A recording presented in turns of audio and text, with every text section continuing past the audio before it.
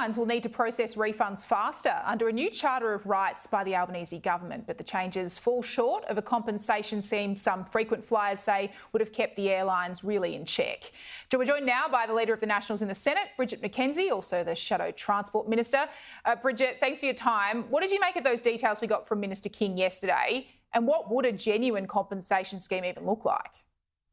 Well, Catherine King on the eve of Christmas has, put out a draft set of guidelines that Qantas and Virgin would be very, very happy with. There is no serious penalties being talked about here, and millions of Australian travellers have been frustrated for years by cancelled flights, lengthy delays, and baggage arriving on the other side of the country at times like Christmas and holidays that we're going into now. The government's had 3 years to fix this, and what is being released on the eve of Christmas by Catherine King is nothing short of a motherhood statement that the duopoly would be very, very happy. This is their dream code of customer conduct because it has no serious penalties for them for their poor behaviour, and it has a lot of motherhood statements, talks a lot about respect. But as we know, Trudy, international carriers, including Qantas, are subject to quite stringent customer charters in Europe and in the United States. And we've been calling for some time for the government to get serious about making sure the Australian traveller has an aviation industry that's competitive, where they can afford a ticket, where cancellation and delays are going down, not up, and where your bags arrive in the same place you do. And they've, even this latest attempt by them to fulfil the basic expectations of Australian travellers has failed at its first hurdle. But if there are those big penalties that you mentioned there, isn't there a risk the players like Qantas just jack up the prices, essentially an inbuilt tax, because they know they're going to have to pay a penalty down the track that consumers lose ultimately if that's to happen? Well, Trudy, there's two choices for Qantas and other airlines operating in the sector.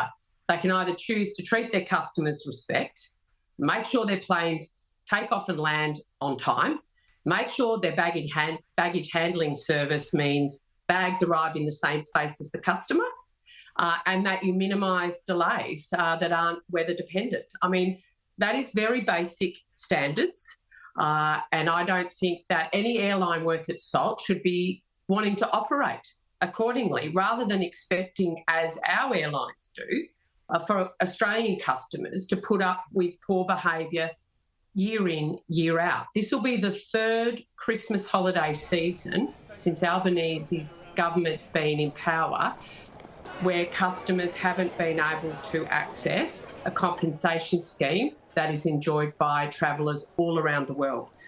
And the one way to avoid those hefty penalties, Trudy, would be just get the basics right, which is all Australian travellers have been wanting. The Coalition's had a pay on delay piece of legislation in the Senate since February. The government could have chosen to support that at any time. They haven't, and instead they've once again done the airlines' bidding and released, ghost guidelines almost that won't be worth the paper they're written on just before Christmas. On another matter, the big rail dispute we're seeing at the moment in New South Wales, it's threatening to essentially scuttle New Year's Eve celebrations in Sydney. It's the most iconic event at that time of the year, broadcast around the world. What would be your message to the unions, and do you think the federal government needs to get involved to actually bring this to an end? I'd love to see the federal government get involved. They have the powers under the Fair Work Act to do this. But what you're seeing from the Albanese government, and it happened last Christmas when, there were strikes on our wharves that nearly ensured Christmas was cancelled because our wharves only, had to sort of come to a settlement very close to Christmas in order to avoid what would have been a catastrophic event. The unions are very good at picking those emotional points in the calendar where they can exert the most pressure on the community and on the employers. What I very much doubt the Labor Party will come to the rescue of those in New South Wales who want to get to the firework event by intervening, because they didn't do it last year when it would have been an economic catastrophe. And so I very much doubt they'll bother doing it here for some fireworks. They're very much in the pocket of the ACTU, and they've proved that time and time again. And unfortunately, Bridget, what is your reaction on another matter? New Year's Eve that'll suffer.